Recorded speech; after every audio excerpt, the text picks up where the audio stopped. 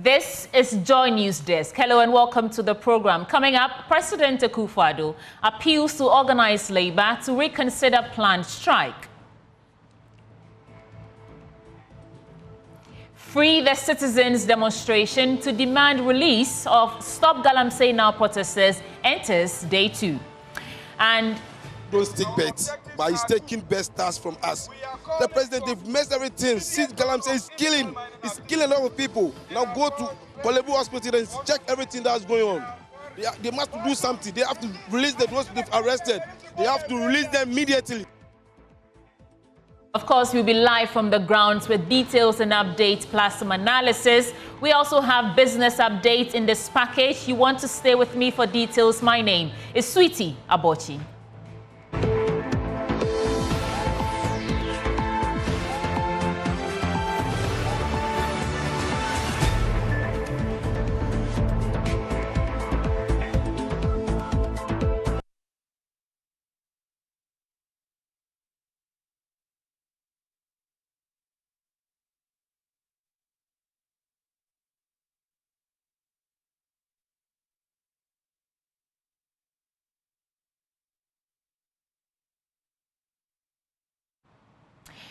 Thank you for your time. Let's get into the details. In the first story, President Akufo-Addo is asking organized labor to reconsider its planned strike. The president says he's committed to addressing issues regarding illegal mining, which organized labor is fighting. The president met union leaders who are demanding a decisive action against illegal mining. And we want to get a bit details on this and put the issue in perspective. Joining us for a conversation is Dr. Mumin Abdul Wadud. He's Senior Lecturer, School of Mines and Belt Environment, University of Energy and Natural Resources. Doc, thank you so much for your time. To start with, what do you make of the president's assessment or assertion on the intended strike of organized labor? Thank you very much for having me this morning, and good morning to your audience and viewers and listeners. First of all, permit me to take this opportunity to join the calls on the wholesome ban of mining in Ghana. Let me plead with the general public and particularly the organized labor that a complete ban on mining will not actually be healthy for the economy of the country. Take, for instance, large-scale mining companies who are always constantly... Doc, we are not asking for a complete ban on all mining. It's just small-scale mining and Galamsey. I have also called for that. I even said that we should suspend all forms of small-scale mining, including exploration activities. Mind you that some of the Galamsey activities actually go under cover of exploration to do that. Now, back to context. The president's appeal for more time, that is highly administrative, and we wouldn't expect the president to say, the trade union congress, please go ahead and have your strike next week. We would also expect the president to say that I'm not going to address any of your concerns or issues.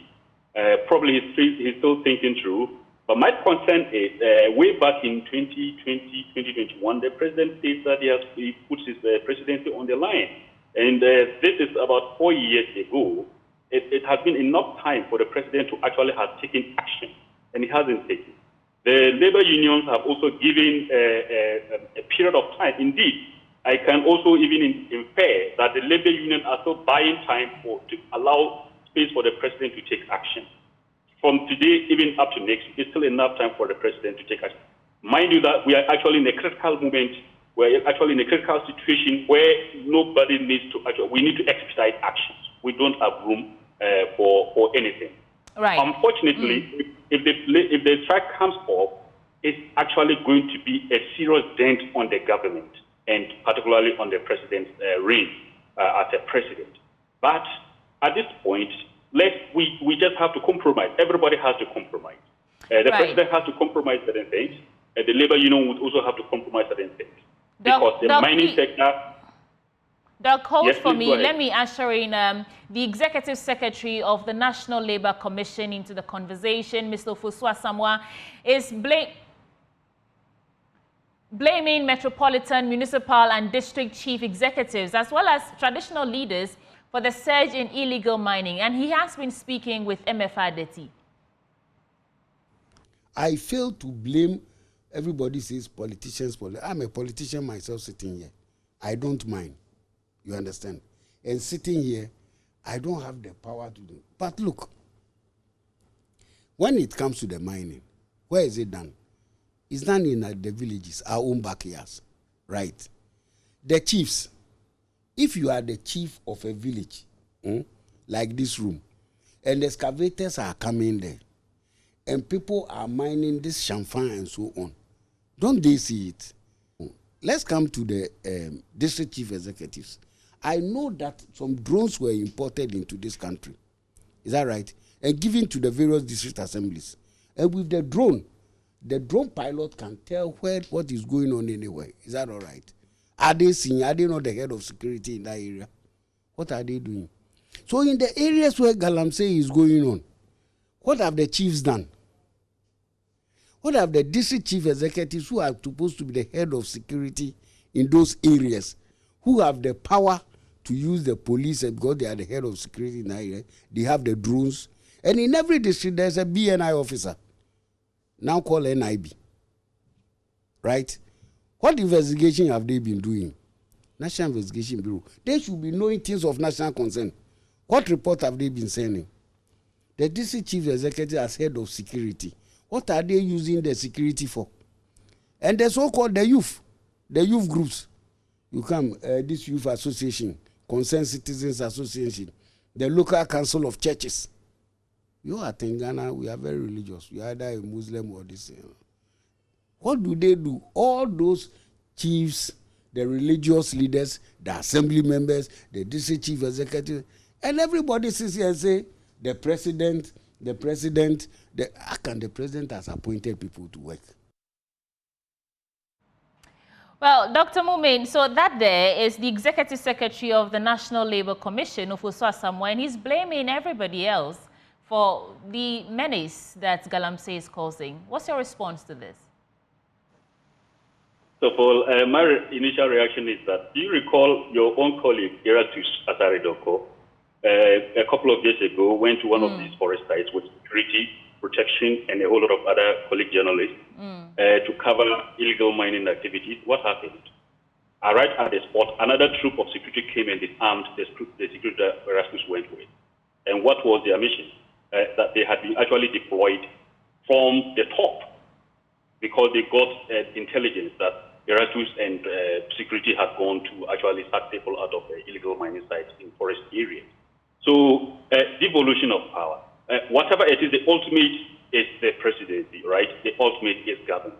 And whatever he did is even actually re-emphasizing the general call of the public that we need to actually have district-level elections to elect district chief executives, so that they don't answer to the president, they answer to their people. The district chief executive needs to protect his job. So if the minister or the sector minister or the president or anybody from the presidency gives a directive, the regional security officer has no other choice than to adhere to comply, right? So the case of Erasmus is a typical example where they were actually bombarded by another troop, and then they were disarmed and the people were freed. So it's also, don't forget that the chiefs own the land.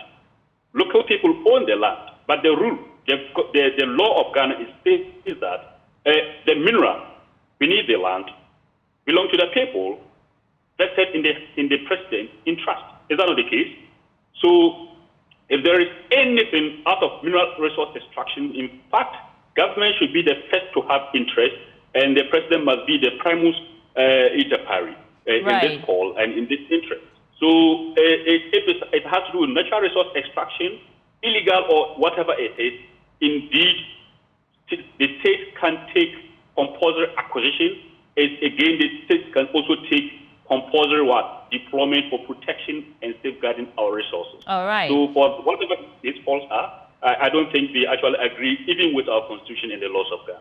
Okay, so fortunately, we've been joined by Fred Oduro Ejako, and he's a local government analyst. Mr. Oduro, thank you for joining the conversation. Now, the Executive Secretary of NLC is blaming local government, so to speak. What's your reaction to this? Well, I agree to an extent because I think if the Galamsey is occurring within territories of various MMDA, it presupposes that the chief executives, who are also heads of the diocese, they have a critical role to play. But it will be simplistic to just blame chief executives, although I will not take them out of the group of people we should blame for the continuation of this menace. We know that you are actually joining us now from a Galamsey town. What have you seen on the ground? It is terrible. I mean, it's bordering on hopelessness. Because if you talk to the people, they believe this is the best that happened to them. They do not see the glaring menace right in front of them. And please, let me indicate that I've not had to go into any bushes to see what is happening. The roads leading to the town, you see it by the roadside. You see it from your hotel room. You see it from everywhere around you. It is not something hidden.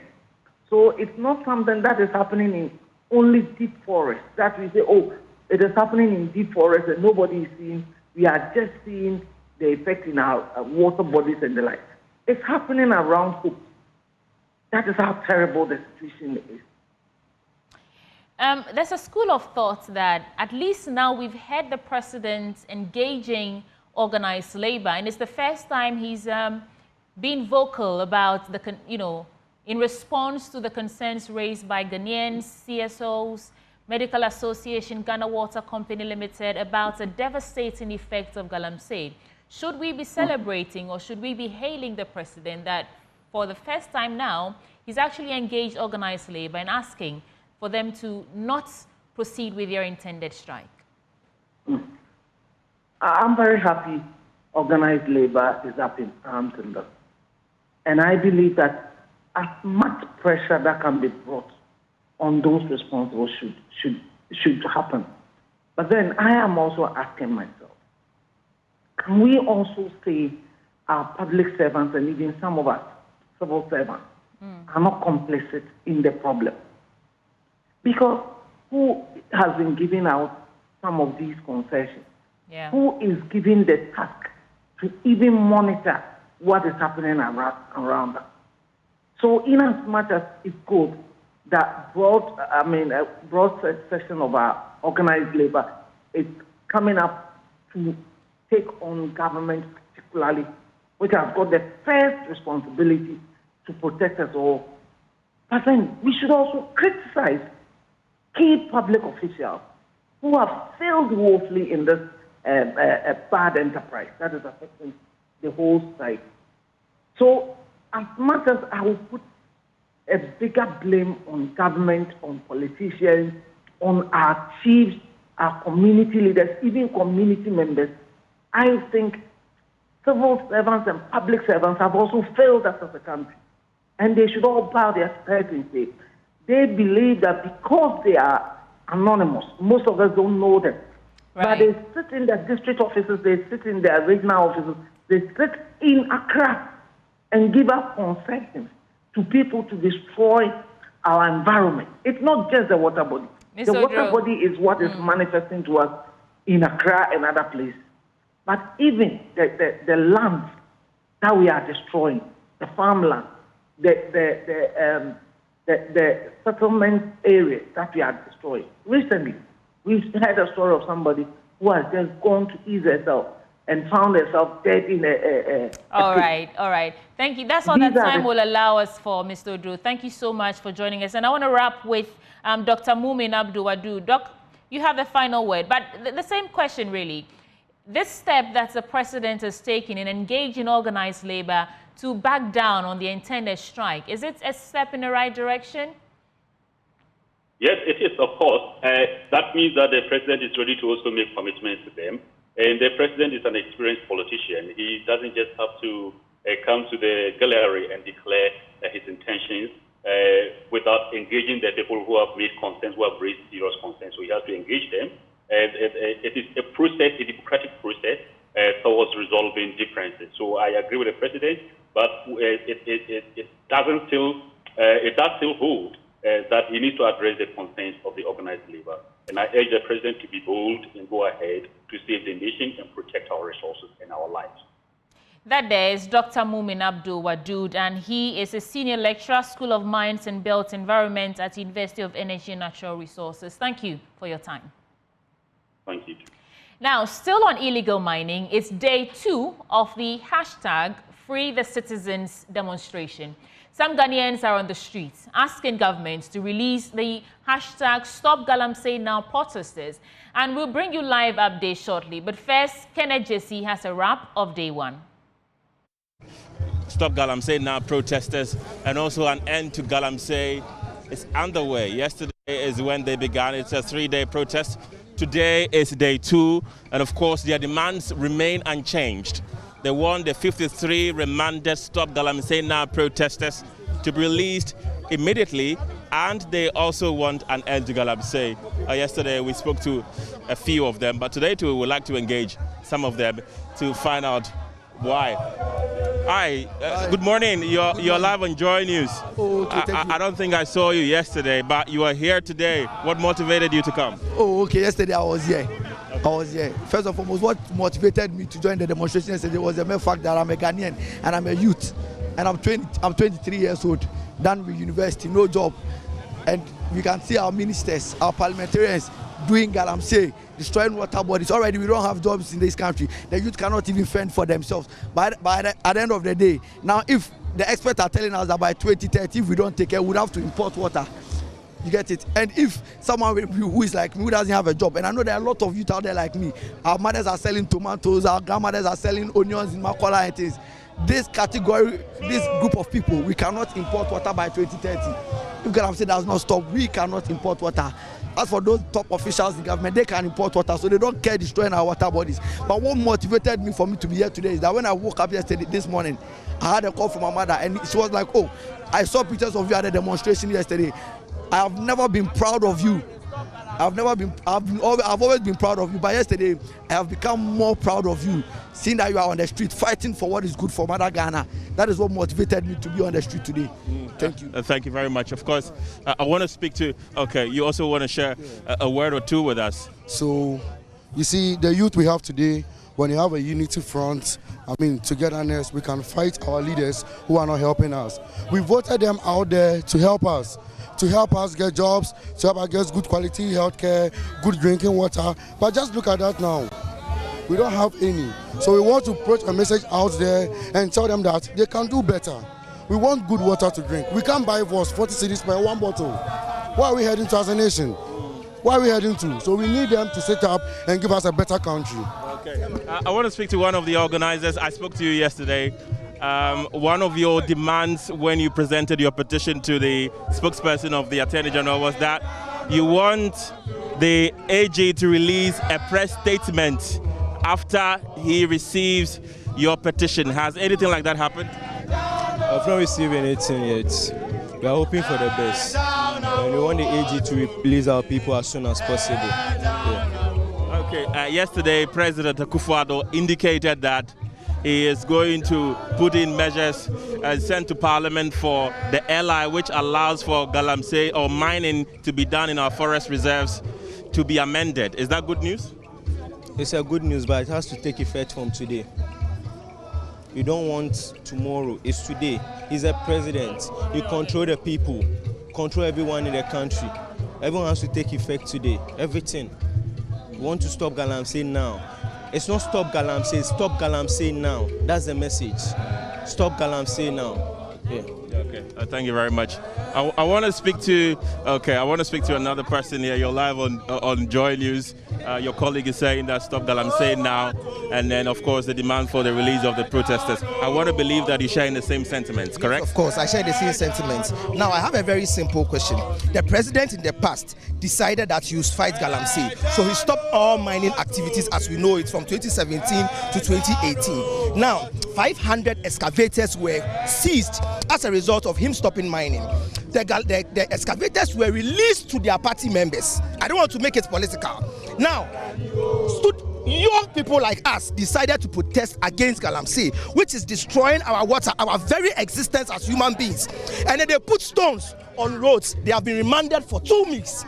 They are remanded for 2 weeks. But those who stole excavators, what millions are working free? Millions are working free. Secondly, we have a president who does not care about us, because you have passed an airline which says that you can mine in our forest reserves. In the past, our forest reserves were red zones, a no-go area for a particular reason, but you pass an airline and chip in a very funny clause that the president has the power to enable people to enter into our forest reserves and mine and destroy our forest reserves. Isn't it mind-baffling? Isn't it mind-baffling that... And that is actually scenes live from Okponglo, where my colleague Kenneth Jesse is. And if you want a wrap of day one, you can catch it on our social media platforms. But let's engage now Dr. Kenneth Ashigbe. He is the convener for the Media Coalition Against Illegal Mining, or Galamsey. Doc, thank you so much for joining the conversation. Now, this fight has been ongoing for a while now, you leading the charge. And for the first time, we've had the president engage in organized labor on the back of their threats for a nationwide industrial shutdown. Are you impressed with the president's response, reaching out at this time, of course? Not at all. I think that we should not have even gotten here. If you consider the outcry of Ghanaians, we've had over 50 institutions lend their voice to this cry, a cry of a desperate people who are being poisoned, who are dying in pits, whose water bodies are completely gone, whose livelihoods as fishers, both in inland and then in the sea, are being eroded, where you have the turbidity of water that is supposed to be 5, where you treat to below 1, recording 14,000, and now Ghana Water wants us to celebrate 9,000.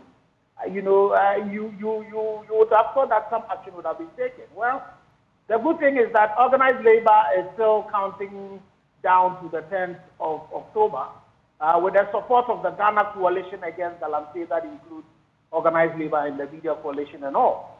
What we are waiting for is the president's official response to the demands that have been placed before him.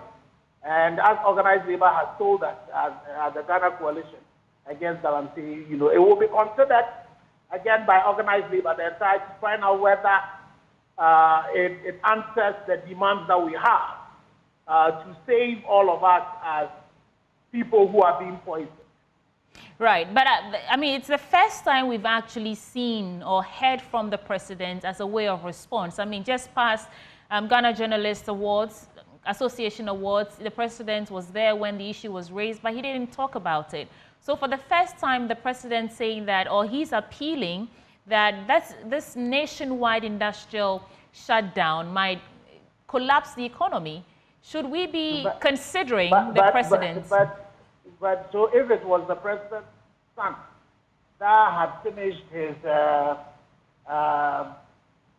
tenure at PNUS, was only going to return to defend his thesis and had gone to fall in the pit and die.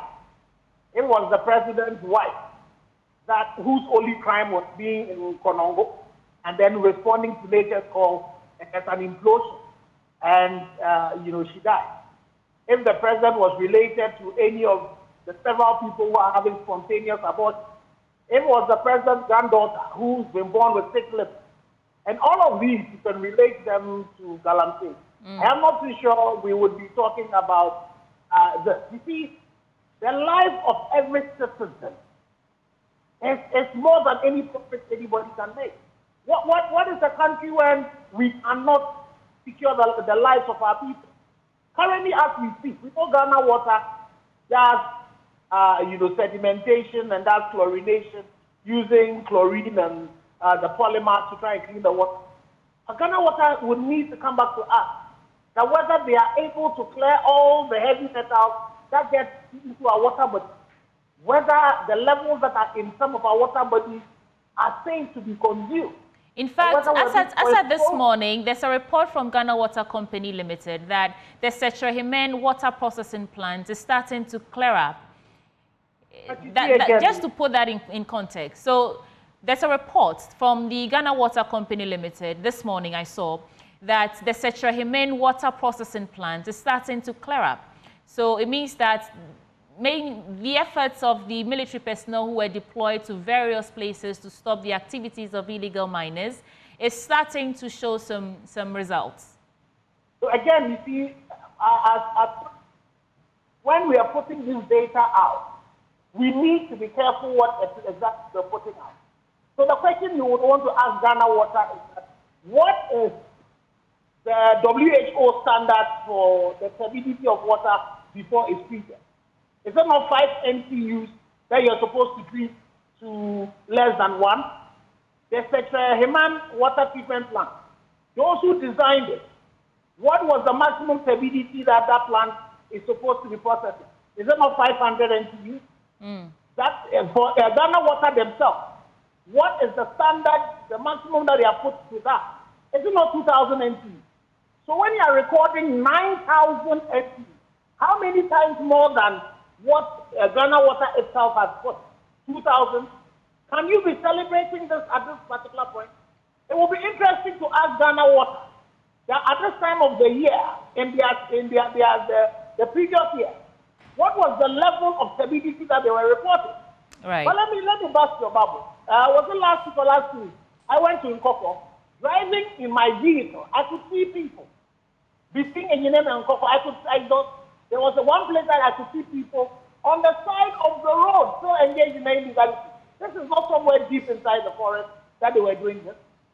Erastus will tell you that even after the announcement of the formation of this 5-member body, ministerial body, and the call on the regional ministers to take charge, there were forest reserves that were being invaded. If you ask your reporters in some of these communities, still on the bridges, you could still see people who are on the Champan on the water body. So, you know, the actions that have to be taken, it's not as if they would have to tell us. We would see the results. But 14,000 to 9,000, we are still in crisis. And Ghana Water should tell us, in the other treatment plant, where are the other places, what are the numbers that they are recording? Very soon, the Ghana Coalition Against Galamsey. Dr. Ashigbe, I get your point that from 14,000 NTU to 9,000 is insignificant, so to speak. But for the sake of time, I have to ask you, do you believe the president is committed to repealing LI 2462, I think, that permits mining in our forest reserves? Well, you see, that the interesting thing is not whether I believe we will do it or not. The thing about it is that if you go into our constitution, sovereignty resides with the people. So if you and I, the media, would mobilize the whole of Ghanaians, as the Catholic Church is doing on the 11th of October. Okay, what I'm asking though, Doc, what I'm asking is that yesterday in that meeting with organized labor, organized labor said that the president had actually agreed to repeal that LI. I'm asking if that's also a show of commitment to responding to the grievances. Well, it's one of the things that have been asked by organized labor, that has been asked by the media coalition as well. So that's a good thing to happen. There are some of the suggestions that we've heard from the Attorney General and then also the Chief Justice. Those are good things to happen. But there are other items in that thing. The need for the state of emergency so that we can stop what it is that is happening. It's also very critical. So that definitely, if we would want to see what actions are being taken to do to replace that LI and then get it revoked. So thank you so much. Basically, what is going to be done. Right. Thank you so much, Dr. Kenneth Ashigbe. He's convener of the Media Coalition Against Galamsey. Many thanks for your time. In other stories, in the Western North region's cocoa-growing community of Jema, residents are taking a firm stand against the growing menace of illegal mining, concerned about the destruction of their environment, particularly their rivers and forests. The people of Jema have formed a community task force to safeguard their natural resources. Leading the charge is Father Joseph Blaine, an opinion leader who, along with the community, believes in preserving nature for future generations rather than trading it for short-term financial gains. Our correspondent in Athalia Kwanzaa brings us more from Jema, where the fight to save their land and water bodies is gaining momentum. The cocoa-growing community of Jima in the Awawin district in the Western North region, a storm is brewing. One not of nature but of resistance, the residents of Jima have drawn a line against illegal mining, which threatens their very way of life. Thousands of residents have come together to defend what they believe is the legacy of their ancestors, a land preserved for future generations, not exploited for short-term financial gain. Their message is clear: no to prospecting mining on Jima lands, no to Galamsey, yes to the future. We, the people of Jima, are not going to allow this to happen. In every town, there is Mesa. So, we are not surprised about the less than 0.01% youth who, because of the get-quick money, mentally think Galamsey is the way. The majority of us will resist them and all their cronies who hide behind them. We can no longer rely on our police. Let them stay the barracks to receive their salaries. We will make sure that they will drink clean water in Jima and eat organic food. We will continue to guide our terrestrial lands and rivers day and night. Boyne River once served as a local beach where the youth of Jima would swim and play, but now its waters are toxic, polluted by chemicals from illegal mining. It's no longer safe for human use. This river boy, there is some of the result of Galamsey. Those who are practicing it at the top there. It is the state of the river as at now. Initially, during Sundays, the river boy serves as our source of local beach, of which young guys and children go there to swim. That's down there. But as I stand like this, nobody can make any effort of going there.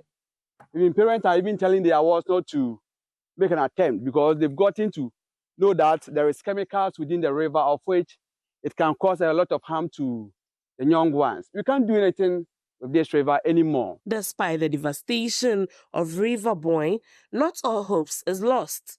Just a few miles away lies another river, a shining example of what the people of Jima are fighting for. Clement Opong, like many others, have vowed to protect this river at all costs. Within the stretch of our need, if any community within the municipality can prove to us that it's having a potable drinking water like this, we are not going to spoil this water body. And we are proud to have this. I know we are in a hard time, but Galamsey is not the option. We can't spoil this water body. The fishes and other living organisms in it must also have their comfort zone to live. Grace Ejil, just 15 years old, speaks for the next generation, a generation that fears their future will be one of poisoned rivers and dead forest if Galamsey is not stopped. Galamsey has now taken a center stage of economy. Our forest reserves, water bodies, and lands meant for agricultural purposes have all been devastated. We say water is life. Does it mean we are all going to die? As the life in our water bodies are being taken away by this canker, the Ghana we need is quality education, quality health delivery, and an excellent security system, not Galamsey. In a world where short-term gain often trumps long-term survival, the people of Jima have drawn their line. They stand not just for their land, but for the future of Ghana, a future where water still flows clear and forests still breathe. For Joy News, in Athalia Kwanzaa, Jima.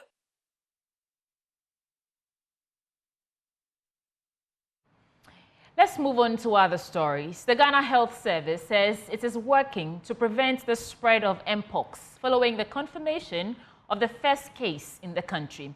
A statement from the Ghana Health Service released from them reads, "The patient, a young male child, presented with a history of rash, fever and general body pains. It's in confirmation of the case of Mpox in Ghana, and the following statement reads, the current confirmed case is a first for Ghana in 2024. Issuance of an alert to all regions and teaching hospitals following the declaration by the Africa CDC and the WHO in August 2024. The statement continues to say heightened surveillance for Mpox is underway. The sensitization of health staff on Mpox, mobilization of personal protecting equipment for staff is also underway, as well as other measures, including strict infection prevention control with barrier nursing, contact management and tracing, National Public Health Emergency Operations Center activation. So those are steps that the Ghana Health Service is taking to ensure that the first case of Mpox in Ghana is contained and do not spread. But just to confirm that as we speak, there is no death associated with Mpox that have been recorded just yet. Just to inform you, because we've seen some misinformation going on around. In other stories, the Finance Minister, Dr. Mohamed Amin Adam, has expressed optimism in the prospect of the Eurobond offers received so far, with majority going for the par option, which provides no haircut for bondholders. Out of the $13 billion restructured, only $1.2 billion received haircuts. And this response by the Finance Minister was in response to concerns raised by individuals, especially famous Ghanaian US-based actor Michael Blackson, when he took to X, formerly Twitter, lamenting on the losses he faced during the restructuring. As we are celebrating, others are complaining. We have made losses. And so nobody suggests that everybody is satisfied, okay? But understandably, we have come to this agreement that we want to work together based on those terms. And for those who complained, I don't know whether they actually expressed their consent or not. But I know that $1.2 billion of the $30 billion, which we offered under the par value, the par option, has majority of local bondholders fall in that category. Our expectation was actually to achieve 1.6. That would have covered all of them, local bondholders and the bondholders from the Africa region. And so we did that deliberately to attract people like that. And this is why that doesn't require a haircut, so-called. The disco had a haircut of 37%. The par option didn't have a haircut. And so for people who will say, oh, we took haircut from everybody, no. There was an option for people to take the option without the haircut. You know, and so I believe many local bondholders may have opted for that. But at the end of it all, we've reached an agreement. People willingly sign on to this, and the future is for all of us to build together. And this is why I did not hesitate in expressing our commendation to all bondholders for their understanding, but also for the confidence that they continue to display about Ghana's prospects for accelerated recovery, accelerated growth and development for our people. On that note, let's take a break and return with business with Winston Taki.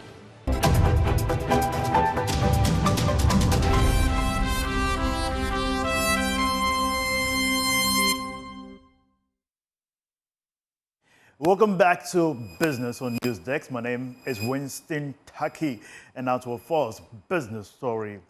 The biggest housing fair in the Ashanti region, the Republic Bank Love FM Habitat Fair, has opened in Kumasi, with exhibitors displaying an array of housing and building products to prospective homeowners and others.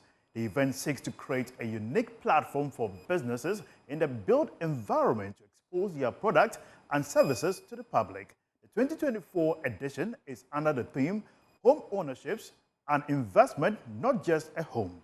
Emmanuel Bright Kweko was at the opening of the 4-day event and has filed this report. So you are welcome to the 2024 edition of the Love FM Republic Bank Habitat Fair, happening right here at the Kumasi City Mall. It's a 4-day event where exhibitors from the building industry are right here to offer discounts. So I'm right here at the DBS stands, and you know anything about building, right from the roofing to the building material itself.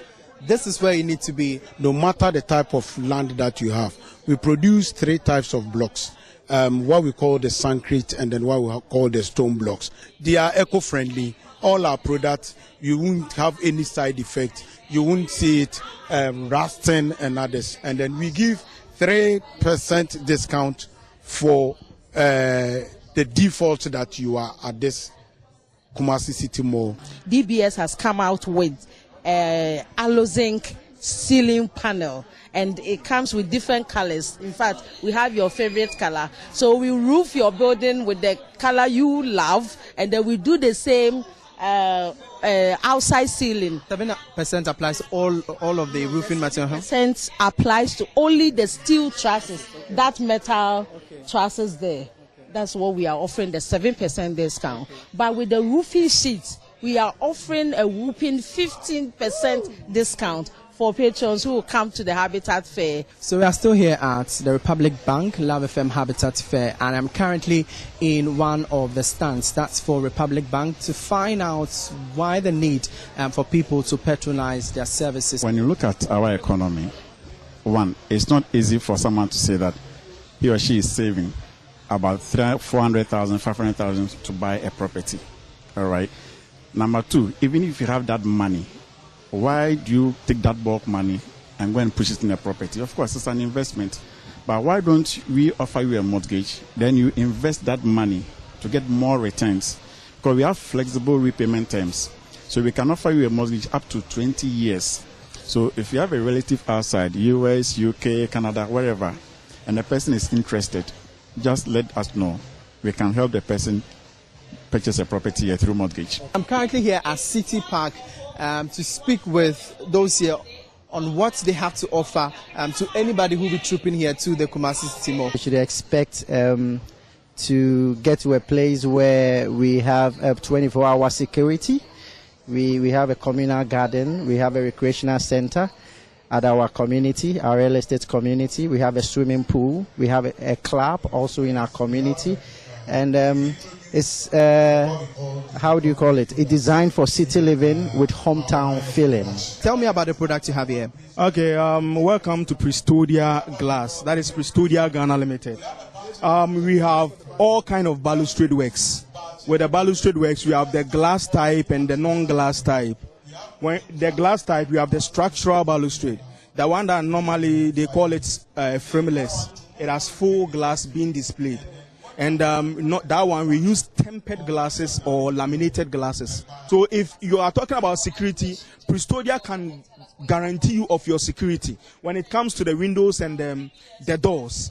So this is where you need to be for all your housing needs in the next 4 days. That's from Thursday to Sunday, 6th October 2024. Come here to the Kumasi City Mall for all your housing needs. Talk about the furniture, the accessories you need, your building materials, anything at all.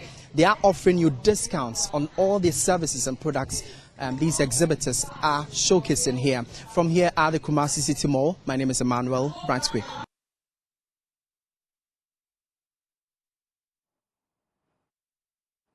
That's all for business. My name is Winston Taki. We'll be back after this break with more news. Stay tuned.